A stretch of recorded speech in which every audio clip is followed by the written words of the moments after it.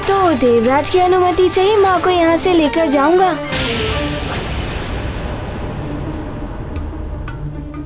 मुझे तुमसे सहानुभूति है बालक, किंतु इस बात का ज्ञात है कि देवराज अंजना को यहाँ से जाने की अनुमति कभी नहीं देंगे, क्योंकि मैं तुम्हें इंद्रदेव तक पहुंचने ही नहीं दूंगी और तुम्हें 5 दिनों तक उलझाए रखने के लिए एक सेवक ही पर्याप्त है।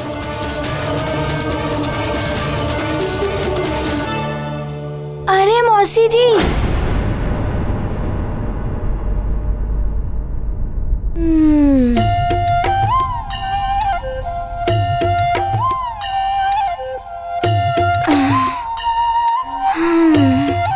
ये अतिथि गृह तो बड़ा ही सुंदर है, किंतु माँ के बिना ये गृह की सुंदरता व्यर्थ ही है।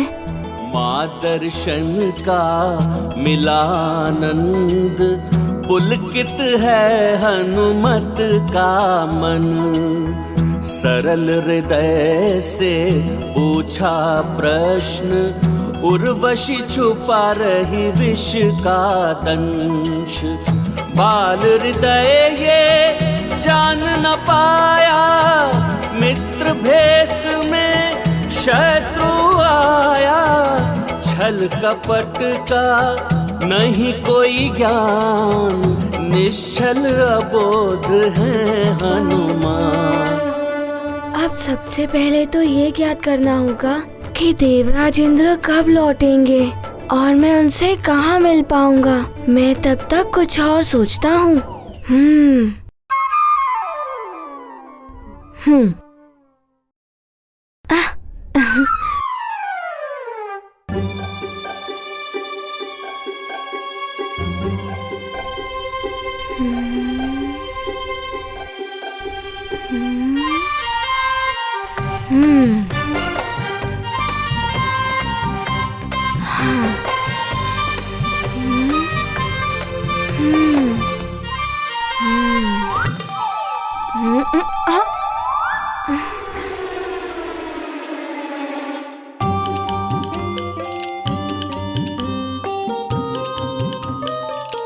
आप कौन हैं? मैं सेवक हूँ। मैं आपको स्वर्ग का भ्रमण कराने के लिए आया हूँ। किंतु मैं यहाँ भ्रमण करने नहीं, माँ को लेने आया हूँ। क्या आप बता सकते हैं देवराज इंद्र कब लौटेंगे और मेरी उनसे कहाँ पर भेंट हो सकती है? मैं तो सेवक हूँ, कौन कहाँ आ जा रहा है इस बात की सूचना मुझे तो नहीं मिलती। किंतु यदि आप हमारे साथ स्वर्ग भ्रमण के लिए चलें तो हो सकता है कि कहीं आपकी देवराज के साथ भेंट हो जाए। हाँ, ये हो सकता है। कदाचित इसी प्रकार देवराज से कहीं भेंट हो जाए या उनकी कोई सूचना मिल जाए। क्या सोच रहे हैं? चलेंगे हमारे साथ? हाँ, चलिए। किंतु पहले आप मुझे उसी स्थान पर ले चलिएगा जिस स्थान पर देवराज से मिलने की अधिक संभावना हो। उचित है, आइए।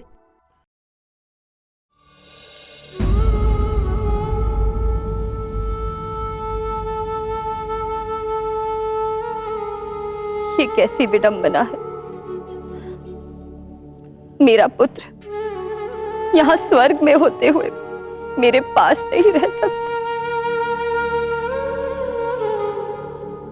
पुंजिक स्थला, तुम माँ होकर भी अपने पुत्र के जीवन को संकट में क्यों डालना चाहती हो?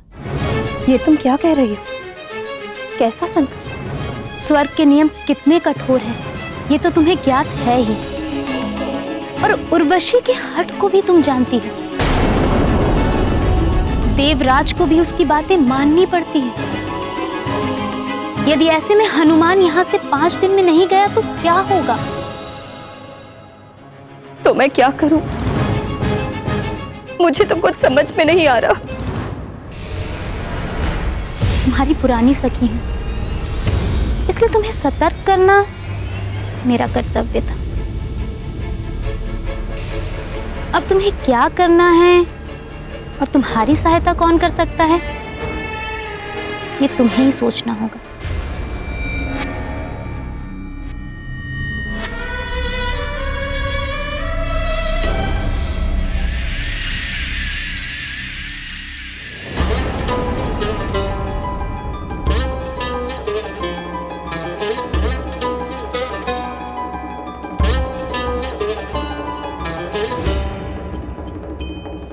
हनुमान मुझे साथ लेकर जाने की अपनी हट नहीं छोड़ेगा। कहीं ऐसे में पुनः इंद्रदेव से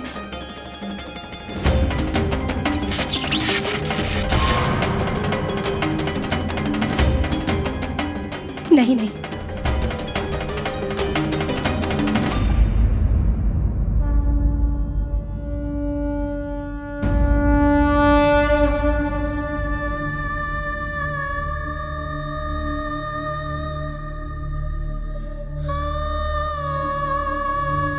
हे महादेव, इस अभागिन मां पर दया कीजिए। मेरे पुत्र पर कोई संकट न आने पाए। अब आप ही कोई उचित समाधान बताइए प्रभु।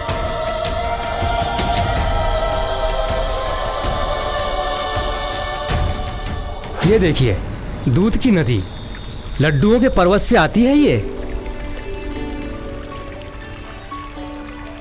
अरे वाह, दूध की नदी।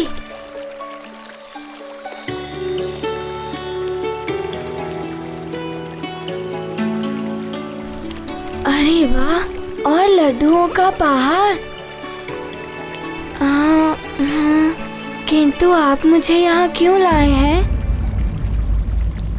अच्छा, देवराज यहाँ प्रतिदिन लड्डू खाने और दूध पीने आते हैं। स्वर्ग में किसी को भूख और प्यास नहीं लगती, किंतु यदि आप चाहें तो आप लड्डू खा सकते हैं, दूध पी सकते हैं।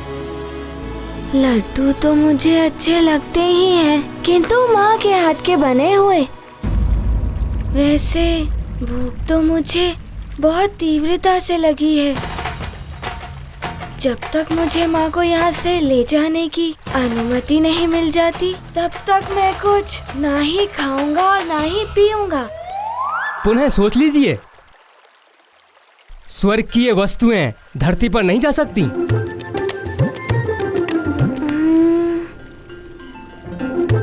अच्छा चलिए, मैं आपको और वस्तुएं दिखाता हूँ।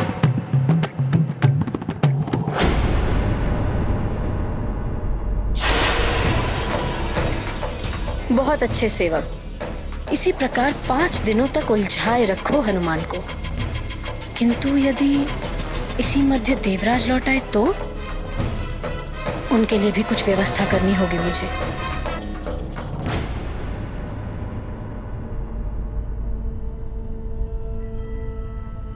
प्रणाम युवराज जयंत।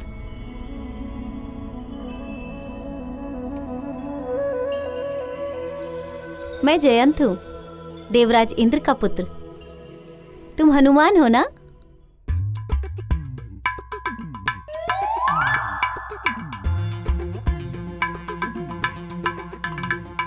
अरे वाह हनुमान, तुम्हारी पूंछ तो बहुत ही सुंदर है।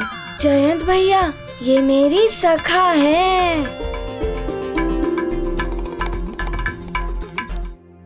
अच्छा हुआ जयंत भैया, आप मुझे मिल गए। मुझे आपके पिताश्री से मिलना है। क्या आप बता सकते हैं कि आपके पिताश्री कहाँ हैं? पिताश्री से भी भेंट कर लेना, लेकिन अभी तो तुम्हें माताश्री ढूंढ रही हैं। माँ, मैं अपनी माँ से मिल सकता हूँ? मैं अपनी माता की बात कर रहा हूँ। मेरी माँ तुम्हें ढूंढ रही है। चल रहे हो ना मेरे माँ के पास?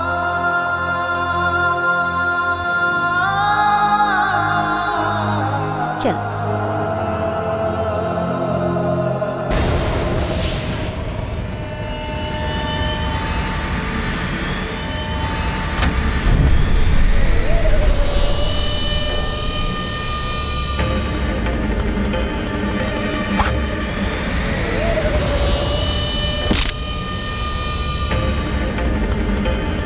नहीं,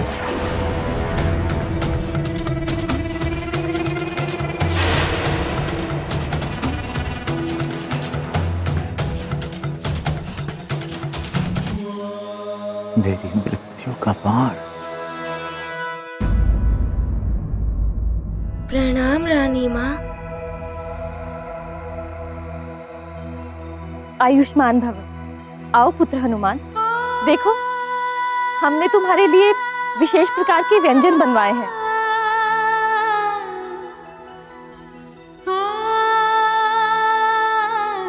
पुत्र जयन, आओ, ये भोजन आपको भी रुचिकर लगेगा। आओ।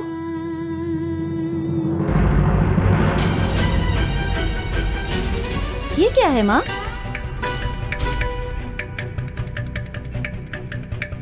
आपको तो ज्ञात है ना कि मुझे दूध के व्यंजन तनिक भी अच्छे नहीं लगते, और खीर देखकर तो खाने का मन ही नहीं होता।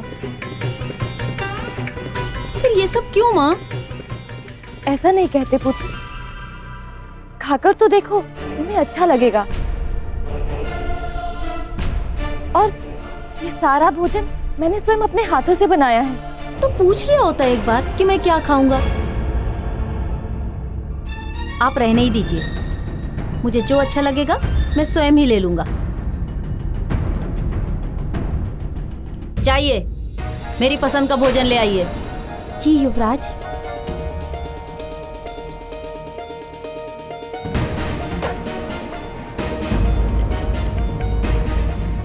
पुत्र हनुमान, तुम तो मेरे हाथों से बना हुआ भोजन ग्रहण कर लोगे ना? महारानी माँ, माँ के हाथों में अमृत होता है। माँ के हाथों का बनाया हुआ भोजन सारे संसार में रुचिकर होता है। मैं आपके भोजन का अनादर नहीं कर सकता।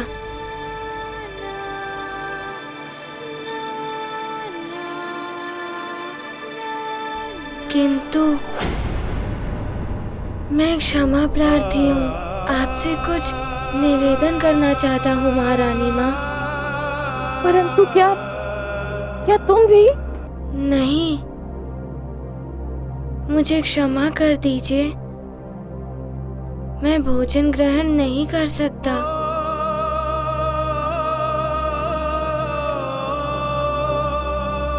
इसलिए नहीं कि ये भोजन रुचिकर नहीं है। आपने भी मेरी माँ के भांति प्रेम से ये भोजन बनाया है हम दोनों के लिए।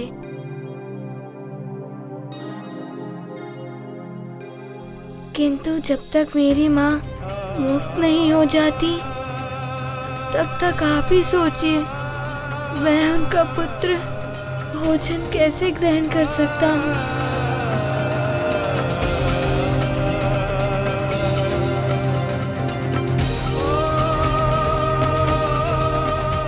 मैं एक निवाला भी नहीं खा सकता।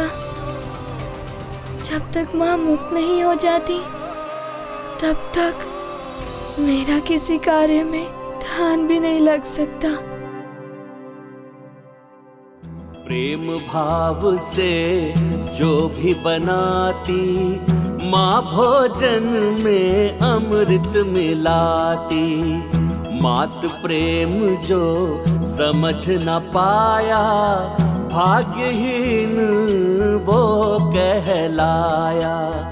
हनुमत करते माँ का ध्यान, कैसे ग्रहण करें पकवान। माँ को बंधन मुक्त करेंगे, फिर हनुमत निज भूख हरेंगे। गाथा महाबली हनुमत की, रुचिकर लीला राम भगत की। जय जय जय रघुनंदन राम, जय जय जय महाबली हनुमान। योगिनी,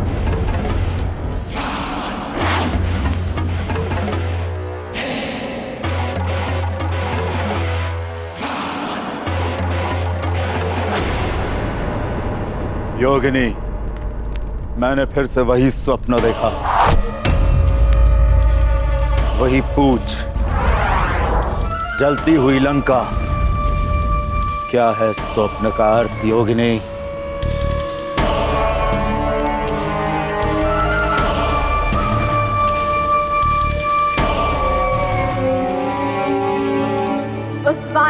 जुड़ा है नर, है संबंध कोई निकट का। सावधान हो जाओ दशानन, संगम इनका बड़े निकट का। दशानन, नर और वानर संकट है आपके लिए। वो वानर तो स्वर्ग गया है अपनी माँ को लेने, किंतु वो नर अभी भी पृथ्वी पर किसी अज्ञात स्थान पर पल रहा है। तो उस वानर के स्वर्ग के लौटने के पूर्व ही मैं अपने सर्वश्रेष्ठ गुप्तचरों के द्वारा उस नर रूपी नारायण का पता लगाकर उसे समाप्त कर दूंगा, मिटा दूंगा उसे।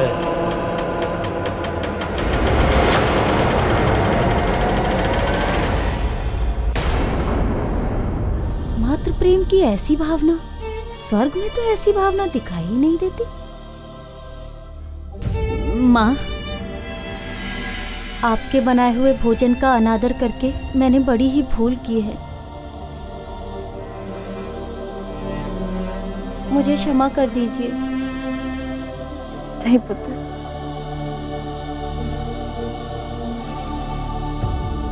हनुमान, तुमने मेरे नेत्र खोल दिए हैं, माँ की ममता से अवगत करा दिया है। मैं सदैव तुम्हारा आभारी रहूंगा।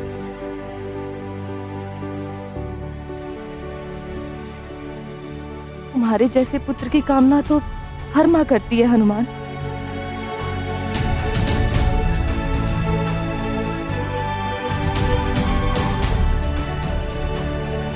महारानी माँ, मुझे देवराज जी की प्रतीक्षा है। वे कब लौटेंगे? हाँ हनुमान, देवराज जैसे ही आएंगे मैं स्वयं उनसे तुम्हारी भेंट करवाऊंगी और तुम्हारा पक्ष भी रखूंगी। हनुमान,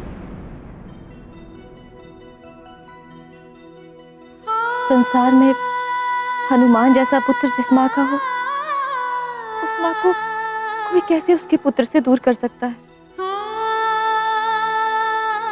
मुझे विश्वास है विजय तुम्हारे उस विश्वास की होगी जिसके भरोसे तुम यहाँ स्वर्गलोक तक अपनी माँ को लेने के लिए आ गए। क्या किसी को ज्ञात है देवराज कब लौटेंगे?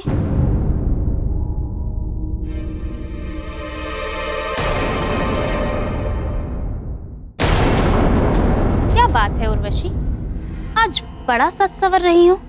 बहुत दिनों से कहीं भ्रमण पर नहीं, नवग्रहों की बिगड़ी दशा, प्रलय का भय, यही सब चल रहा था ना।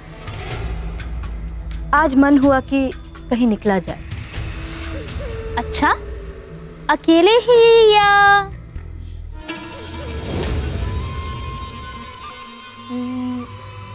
मन तो है कि इंद्रदेव को साथ ले जाए, किंतु वो है कहाँ? स्वर्ग में तो है नहीं। किंतु आएंगे तो यहीं ना,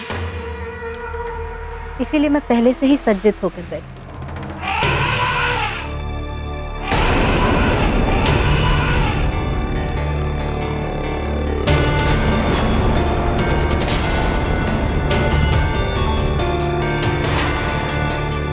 वाह, बड़ा सच्चा है तुम्हारा प्रेम।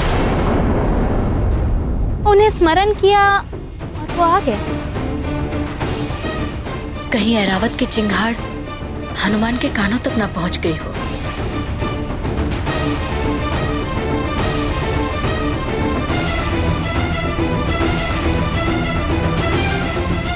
मैं जानती हूँ तुम्हारा ये प्रेम इस समय मात्र हनुमान को देवराज से दूर रखने के लिए। ये तो उसी श्वेत गजराज की ध्वनि है। हाँ हनुमान, लगता है देवराज आ गए हैं। अब आज पहले दिन ही तुम्हारी उनसे भेंट हो जाएगी।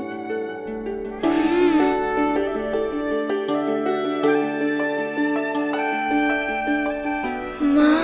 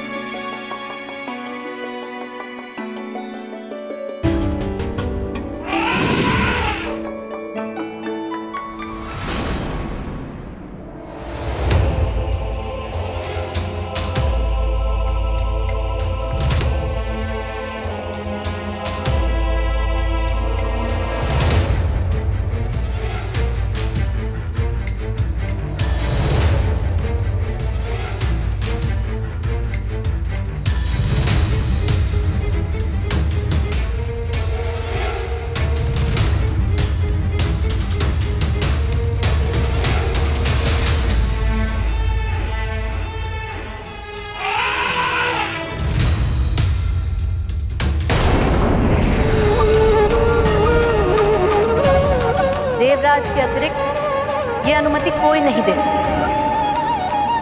स्वर्ग की एक मर्यादा है, मृत्यु और सद्गति के बिना कोई भी मनुष्य यहाँ 5 दिन से अधिक नहीं रह सकता।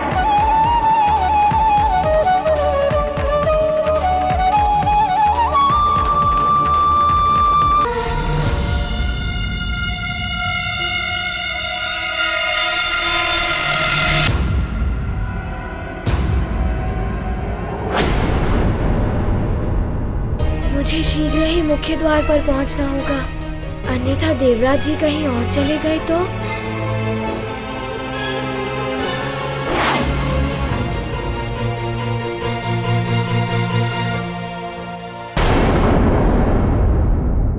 प्रणाम देवराज। आपकी प्रतीक्षा में तो मेरे नयन ही बोझिल हो गए। अच्छा, तो वो तुम हो। देवर्षि नारद ने बताया था कि स्वर्ग द्वार पर कोई मेरी प्रतीक्षा कर रहा है। देवराज इंद्र, स्वर्गलोक में आपकी कोई प्रतीक्षा कर रहा है। आप शीघ्र ही स्वर्गलोक पहुंचिए। मुझे तनिक भी आभास नहीं था कि द्वार पर तुम मेरी प्रतीक्षा कर रही होगी, वो भी ऐसे रूप श्रृंगार में, मोहिनी भाव भंगिमा के साथ। देवराज, आपकी प्रतीक्षा में तो मेरे नयन द्वार पर ही टिके रहते हैं। आपके बिना ये स्वर्गलोक भी मुझे सूना सूना सा लगता है।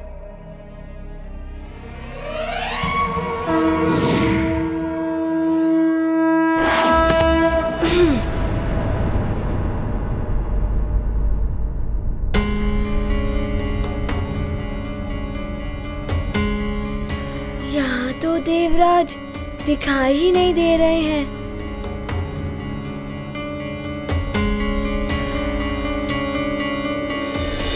क्या हुआ हनुमान, तुम यहाँ क्या कर रहे हो? प्रणाम। मैंने ऐरावत की चिंगारने की ध्वनि सुनी थी। क्या देवराज आए हैं क्या? कहाँ है वो? हाँ, देवराज आए होंगे, किंतु वो इस द्वार से नहीं आते। ये मुख्य द्वार तो केवल बाहर के आने जाने वालों के लिए।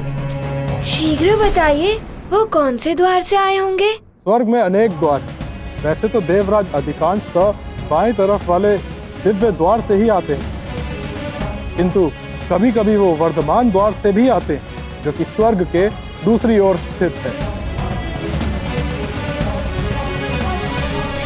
तो ठीक है, मैं एक एक करके दोनों द्वारों को देख लेता हूँ। प्रणाम।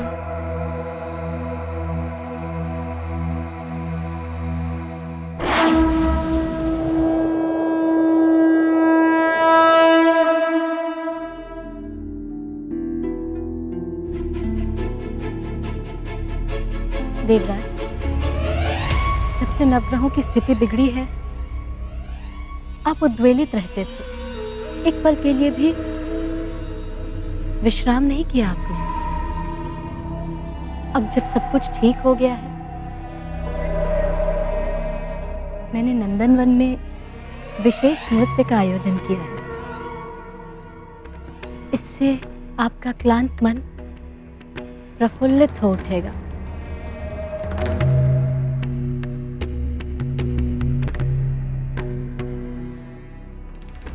बहुत ध्यान रखती हो ना मेरा। तुम्हारा नृत्य तन मन की शिथिलता दूर करके नई स्फूर्ति भर देता है।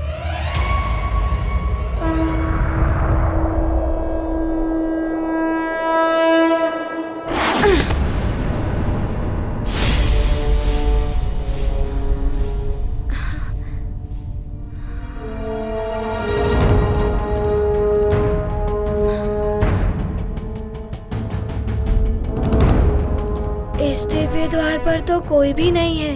अब शीघ्र ही वर्धमान द्वार पर जाना होगा। या! तो चले नंदन में।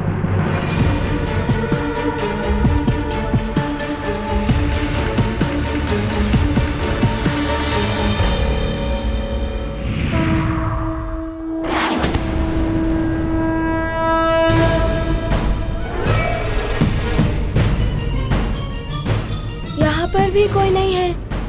कहीं ऐसा तो नहीं मेरे आने से पूर्व वो कहीं और चले गए?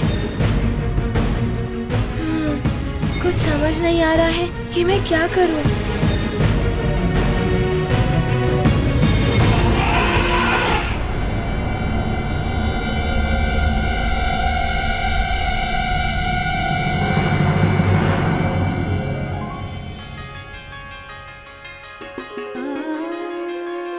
ऐरावत, गजराज, ऐरावत!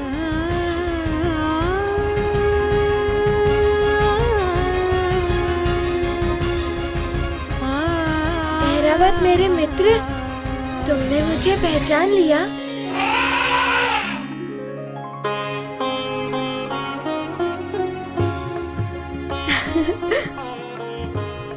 ऐरावत मित्र, मैं स्वर्ग में अपनी माँ को ले जाने के लिए आया हूँ, किंतु देवराज की अनुमति के बिना मैं उन्हें ले जा नहीं सकता। तुम्हारी चिंगार सुनकर मुझे लगा कि देवराज तुम्हारे साथ ही होंगे। ऐरावत, यहाँ के नियम तो बड़े ही कठोर हैं। मुझे माँ के पास रहने ही नहीं दिया जा रहा है। तुम्हें भी दुख हुआ ना ये सुनकर? किंतु तुम चिंता मत करो, मुझे कितनी भी प्रतीक्षा क्यों ना करनी पड़े, मैं देवराज से अनुमति लेकर माँ को यहाँ से ले ही जाऊंगा। किंतु गजराज, क्या तुम मुझे देवराज के पास ले जा सकते हो?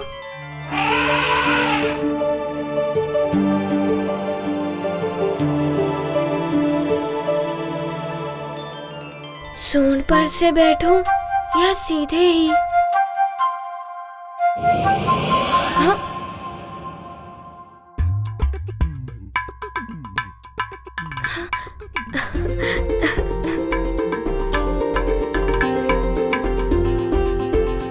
धन्यवाद मित्र ऐरावत।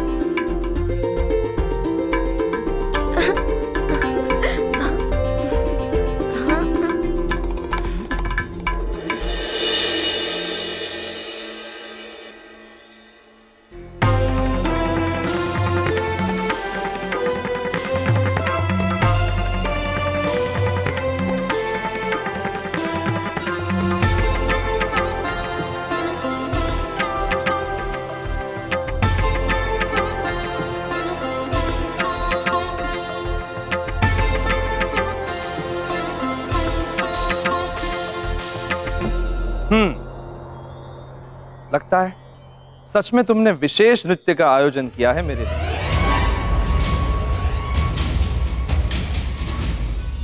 विराजिए।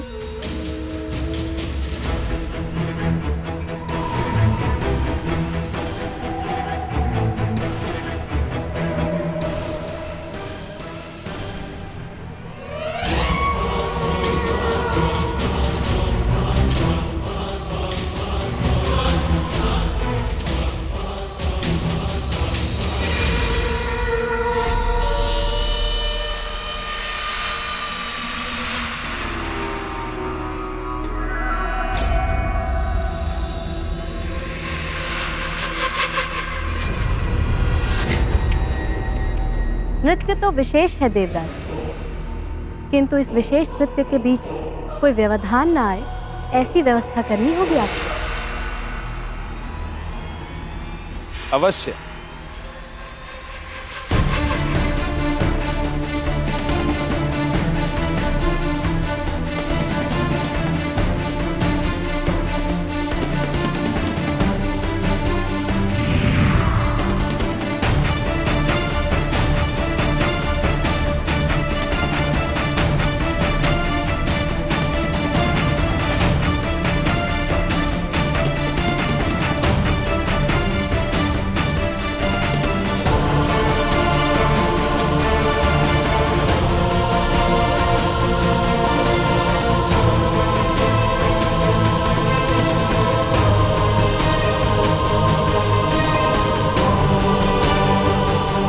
उर्वशी, जो तुमने चाहा हमने कर दिया।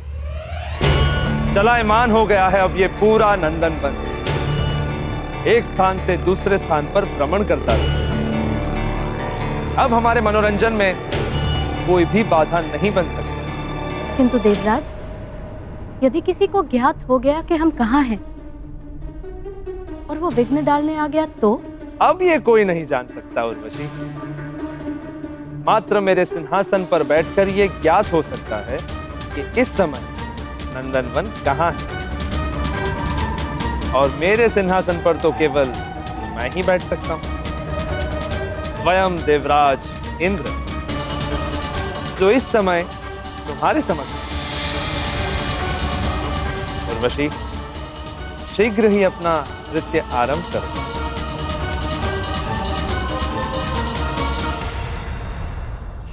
अब हनुमान यहाँ नहीं आ पाएगा। मैं इंद्रदेव को अपने नृत्य और रास के रंग में ऐसा उलझाए रखूंगी कि 5 दिन कब निकल जाएंगे पता ही नहीं चलेगा, और तब हनुमान को वापस लौटना ही पड़ेगा।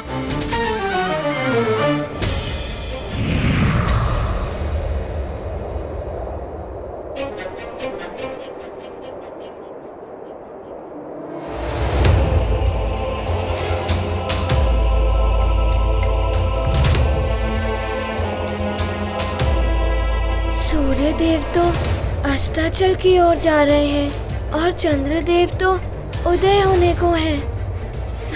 क्या करूं? ए मित्र ऐरावत, शीघ्र चलो ना। यदि दूसरा दिवस भी निकल गया तो मात्र 3 दिवस ही बचेंगे, किंतु मुझे माँ को ले जाने के लिए उनकी अनुमति भी लेनी है। जब तक तुम मेरे साथ हो, मुझे आशा है कि तुम हो तो मेरी देवराज इंद्र से शीघ्र भेंट होगी।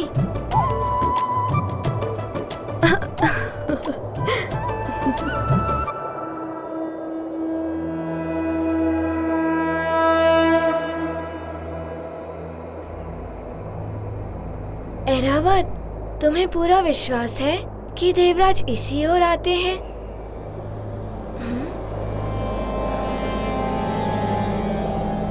किंतु यहाँ तो कुछ दिखाई भी नहीं दे रहा है।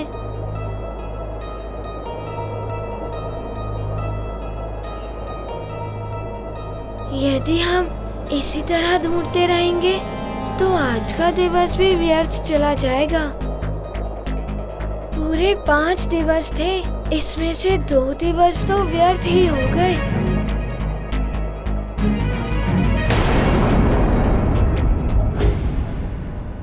क्या हुआ ऐरावत मित्र, रुक क्यों गए?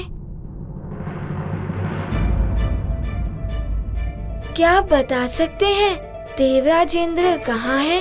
देवराज अभी जिस स्थान पर हैं, वो चलायमान रहता है। देवराज की इच्छा अनुसार अपना स्थान परिवर्तित करता रहता है। तुम उन तक नहीं पहुंच पाओगे। अगर उन तक पहुंचना है तो सीधे राजभवन चले जाइए। वो जब भी स्वर्ग लौटते हैं, एक बार राजभवन अवश्य जाते हैं।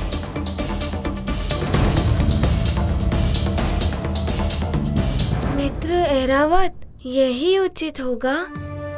यहाँ वहाँ भटकने से तो अच्छा है कि हम सीधे राजभवन ही चलते हैं।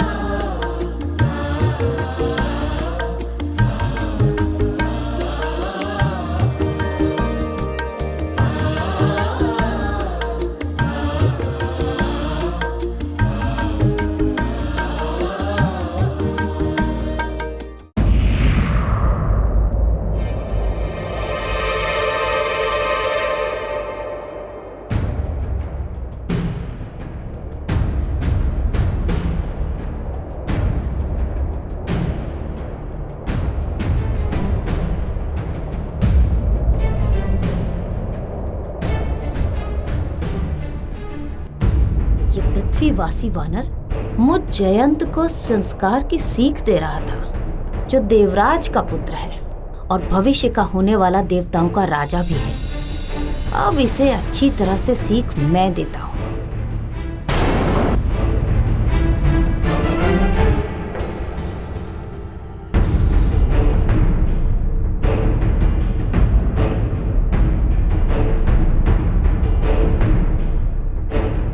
ऐरावत, रुक जाओ।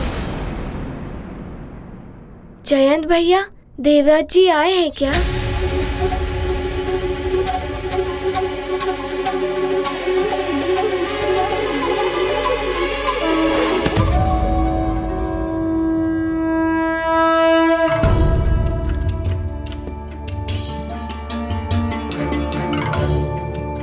किंतु तुम तो ऐरावत के साथ थे ना, फिर भी तुम्हें वहां तक नहीं ले जा पाया।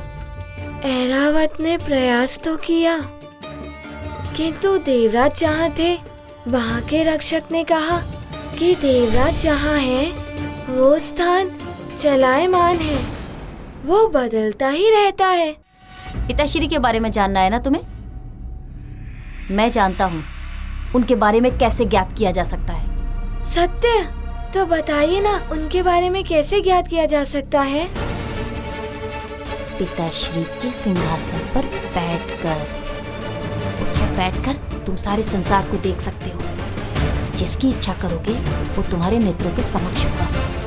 पिताश्री भी उसी सिंहासन पर बैठकर सारे संसार का अवलोकन करते हैं। अरे वाह, तो चलिए हम अभी उनके बारे में ज्ञात कर लेते हैं। हाँ, चलो।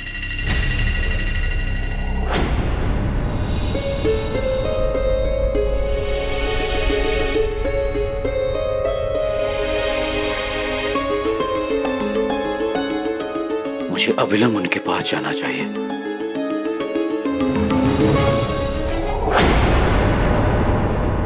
अंजना, आप एकाएक कहाँ जा रहे हैं? मैं मतंग ऋषि के पास जा रहा हूँ। वो त्रिकालदर्शी हैं।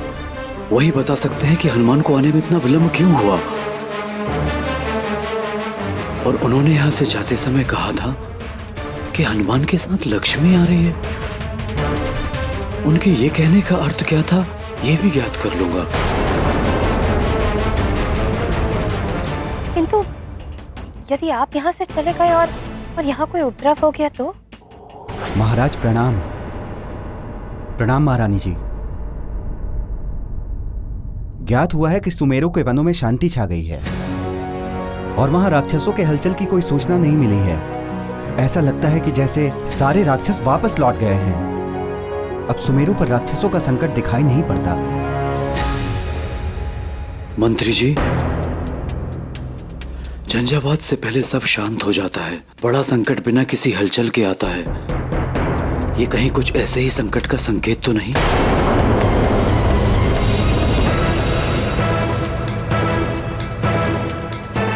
जो भी हो, मेरे समस्त प्रश्नों का उत्तर मतंग ऋषि ही दे सकते हैं। मुझे बिना किसी विलंब उनसे मिलने जाना ही होगा।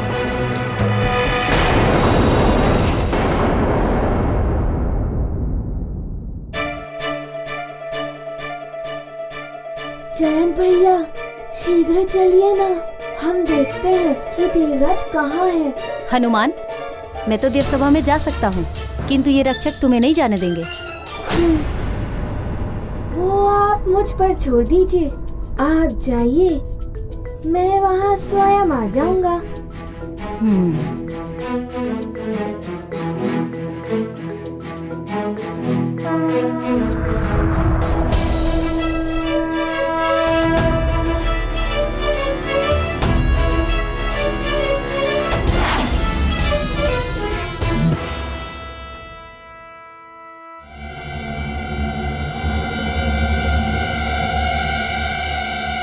ये हनुमान तो आया ही नहीं। अरे जयंत भैया, मैं यहाँ हूँ। हाँ? अरे यहाँ, सिंहासन के समीप।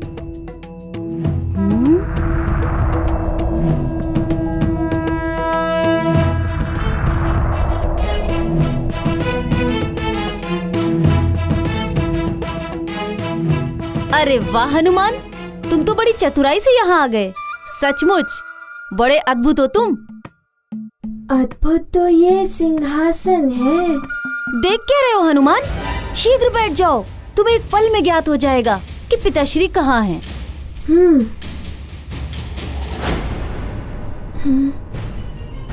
कहीं ऐसा तो नहीं कि देवराज के सिंहासन पर उनकी अनुमति के बिना बैठकर मैं कुछ अनुचित कर रहा हूँ।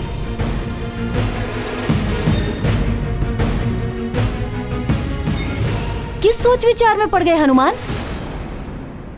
जो भी करना है शीघ्र करो, अन्यथा आज तुम्हारा दूसरा दिन भी व्यर्थ चला जाएगा। आपने सत्य कहा जयंत भैया। मुझे माँ की मुक्ति के लिए कुछ भी करना पड़े मैं कर लूँगा, चाहे मुझे कोई दंड भी सहना पड़े मैं सह लूँगा। तो शीघ्र बैठ जाओ सिंहासन पर और जान लो कि पिताश्री कहाँ हैं। संकट मोचन महाबली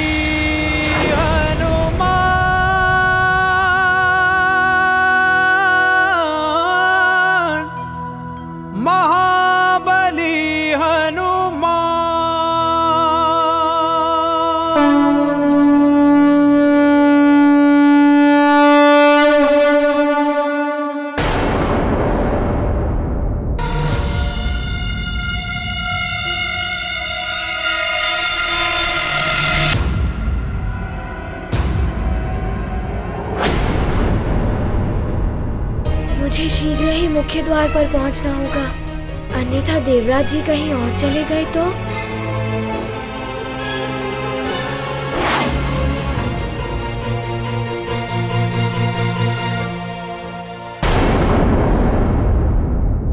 प्रणाम देवराज। आपकी प्रतीक्षा में तो मेरे नयन ही बोझिल हो गए। अच्छा, तो वो तुम हो। देवर्षि नारद ने बताया था कि स्वर्ग द्वार पर कोई मेरी प्रतीक्षा कर रहा है। देवराज इंद्र, स्वर्गलोक में आपकी कोई प्रतीक्षा कर रहा है। आप शीघ्र ही स्वर्गलोक पहुंचिए। मुझे तनिक भी आभास नहीं था कि द्वार पर तुम मेरी प्रतीक्षा कर रही होगी, वो भी ऐसे रूप श्रृंगार में।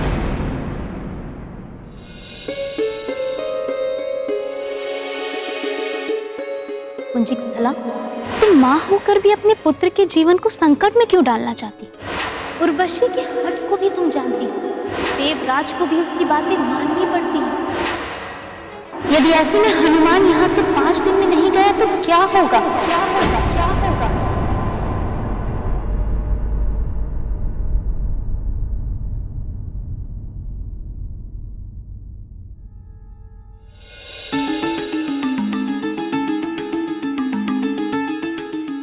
सत्य कह रही है,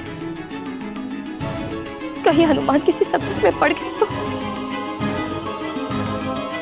आज दूसरा दिन व्यतीत हो रहा।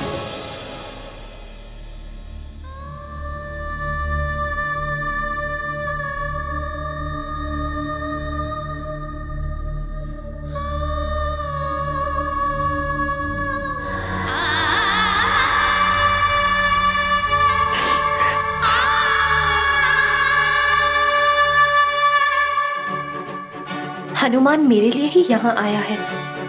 यदि उसे कुछ हो गया तो सारा दोष मेरा ही होगा।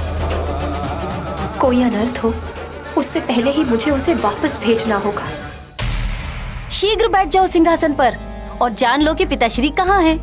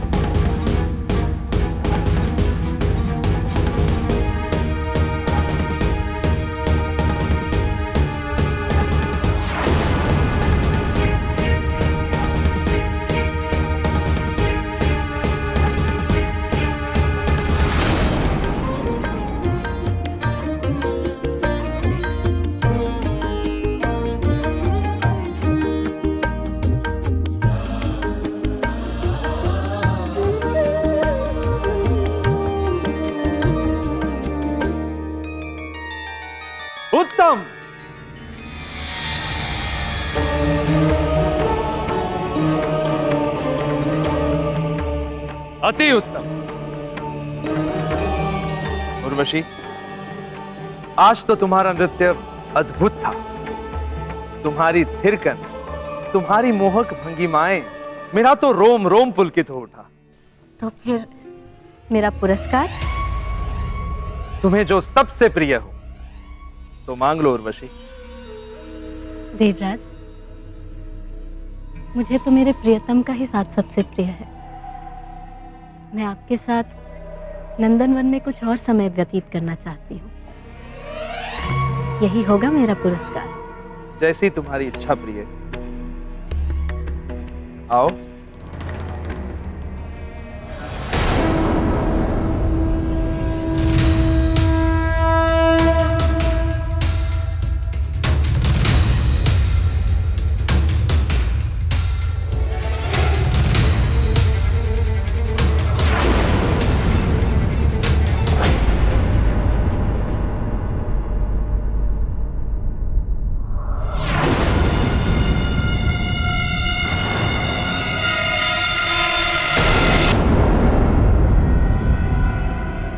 नहीं, किसने किया यह दुस्साहस? क्या हुआ देवराज? आप एकाएक इतने क्रोधित क्यों हो गए?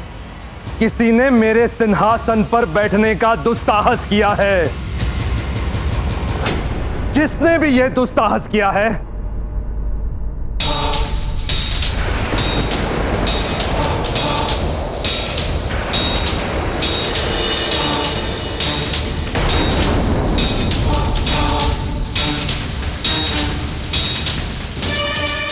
उस पर मेरे वज्र का प्रहार होगा। वध कर दूंगा मैं उसका। इंद्रासन पर बैठने का दंड तो उसे भोगना ही होगा।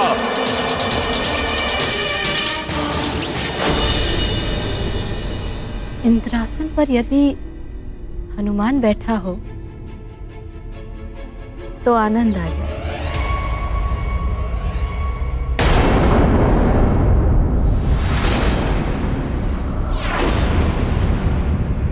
बहुत अच्छे हनुमान।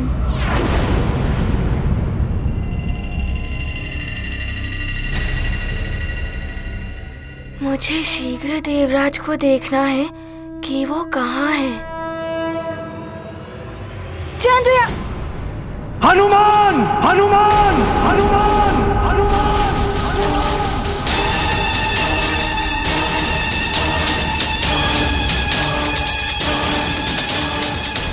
पिताश्री,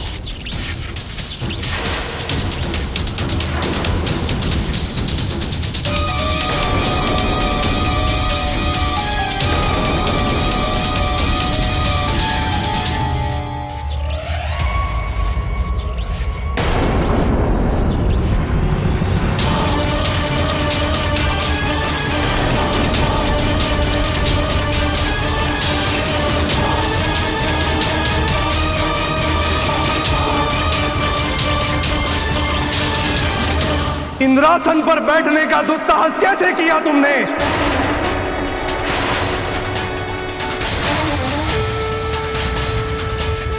ये स्वर्ग के अधिपति का सिंहासन है, बालकों के खेलने का खिलौना नहीं। इस दुस्साहस का दंड तो तुम्हें भोगना ही होगा।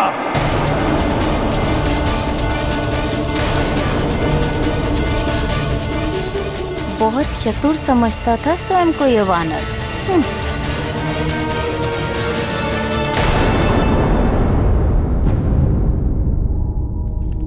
इस बार तो वो वानर बालक बच गया, परंतु अगली बार मैं उसे जीवित नहीं छोड़ूंगा।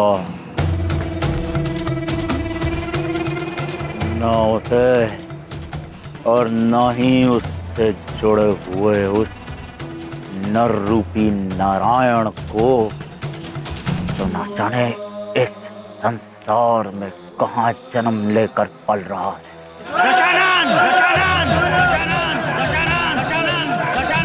शांत! यदि तुम में से कोई ये सोचता है कि उस वानर बालक ने रावण को परास्त कर दिया है या रावण की शक्तिहीन हो गई है, तो ये उस बुद्धिहीन की भूल है। ये तो आरंभ है, युद्ध का आरंभ, और ये युद्ध अपने परिणाम तक अवश्य पहुंचेगा। परंतु इस समय मुझे आवश्यकता है तो केवल उस कपटी नर रूपी नारायण के सूचना की। इसलिए मैंने तुम सबको यहाँ बुलाया है। तुम और तुम सब जो यहाँ उपस्थित हुए हो, सब ध्यान से सुन लो। यदि शीघ्र ही मुझे उस कपटी नर रूपी नारायण की सूचना नहीं मिली, तुम में से कोई भी जीवित नहीं बचेगा। वो संसार के किसी भी कोने में क्यों ना हो, ढूंढो से।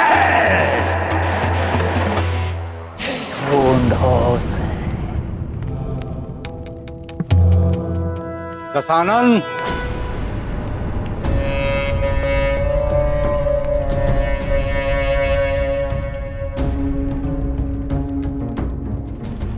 प्रणाम श्वशुर। मैं जानता हूं उस नर रूपी नारायण को कैसे ढूंढा जाए। दशानन, मैं उन योद्धाओं को आपके सामने लाऊंगा जो उस नारायण के नर अवतार को ढूंढ सकते हैं।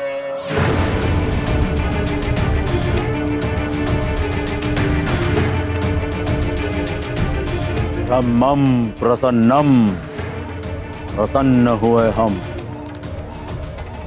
श्री प्रसन्न कर दिया अपने दशानन रावण को। हम शीघ्र ही उन योद्धाओं से मिलना चाहेंगे। अब तनिक सा भी विलंब इस कार्य में नहीं होना चाहिए। क्षमा, मुझे क्षमा कर दीजिए।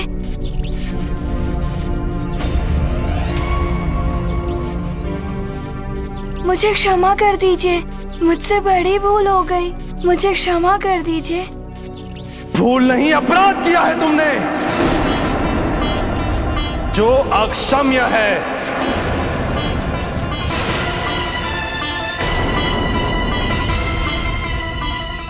वज्रांग होने का वरदान मैंने दिया है तुम्हें, इसीलिए तुम पर वज्र प्रहार करके अपने वरदान का अपमान नहीं करूंगा मैं। किंतु तुम्हें तो वज्र प्रहार से भी बहुत बड़ा दंड मिलना चाहिए। से भी बहुत बड़ा दंड मिलना चाहिए। बहुत बड़ा दंड मिलना चाहिए। बहुत बड़ा दंड मिलना चाहिए।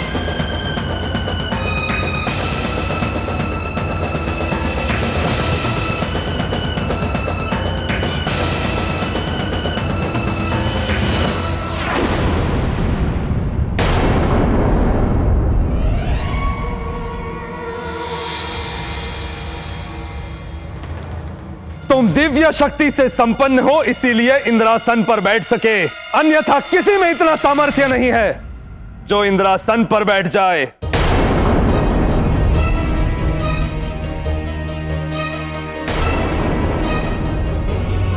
देवराज, सत्य तो यही है कि मुझे ज्ञात नहीं था कि आपके सिंहासन पर बैठना एक अपराध है। अपराध नहीं, महा अपराध है ये। और इस तथ्य से सब परिचित हैं, फिर चाहे वो मेरा पुत्र जयंत ही क्यों ना हो या अन्य कोई बालक।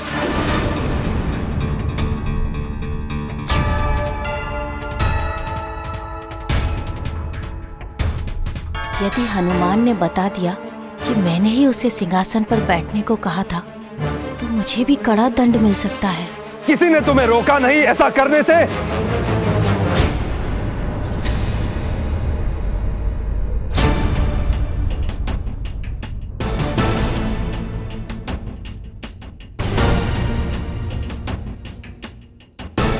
जयंत की ओर मत देखो हनुमान, मेरे प्रश्न का उत्तर दो। क्या सैनिकों ने भी नहीं रोका तुम्हें?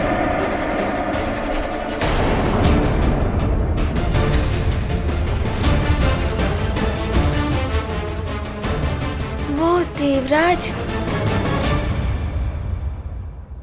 सैनिकों को तो ज्ञात भी नहीं हुआ। मैं वहां से छुप छुप कर भीतर चला आया।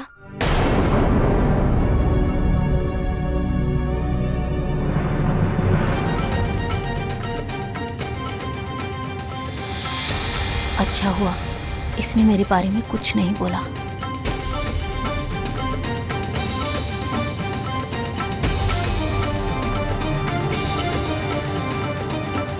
मैं तो इसे फंसाने चला था, किंतु ये तो मुझे बचा रहा है।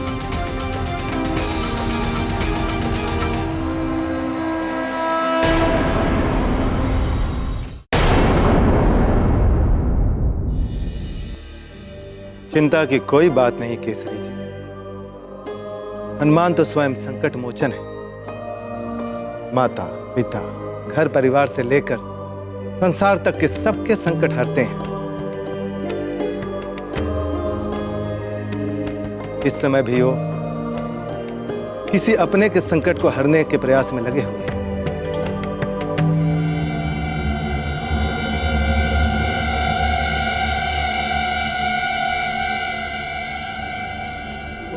अतः उन्हें आने में कुछ और समय लगेगा। किंतु कैसा संकट और किसका संकट? कोई तो संकट है किसी पर, और भी उन्होंने कितनों के संकट हरे इस यात्रा में। महाराज, उनके आते ही आपको सब कुछ ज्ञात हो जाएगा। तब तक आप उनकी प्रतीक्षा कीजिए।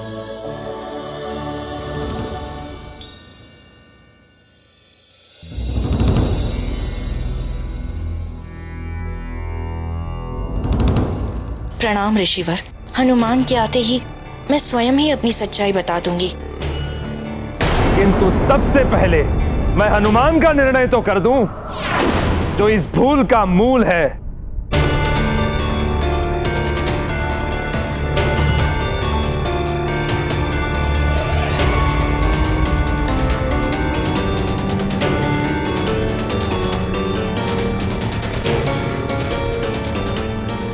माँ को मुक्त कराने के लिए मुझे ये सब करना ही पड़ा। किंतु आपको जो दंड देना है वो आप दे दीजिए, मुझे वो दंड स्वीकार है। स्वामी, माता के प्रेम ने हनुमान को विवश कर दिया था, अन्यथा हनुमान ऐसी घृष्टता। देवी शची, अब आप हमें समझाएंगी कि कौन विवश था, किसके लिए प्रेम था? हाँ?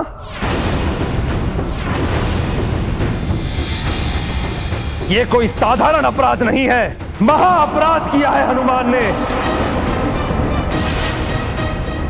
और अब इसका दंड क्या मिलना चाहिए, इसका निर्णय महासभा में ही होगा।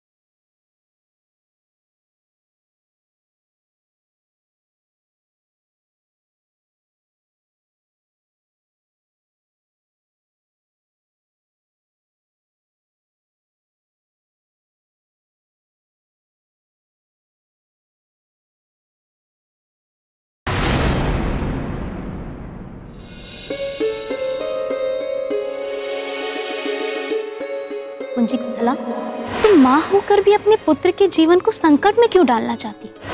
उर्वशी के हट को भी तुम जानती हो, देवराज को भी उसकी बातें माननी पड़ती है।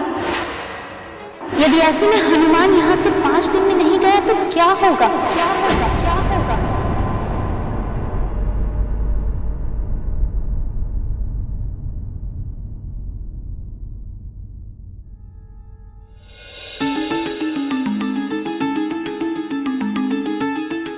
छाया सत्य कह रही है।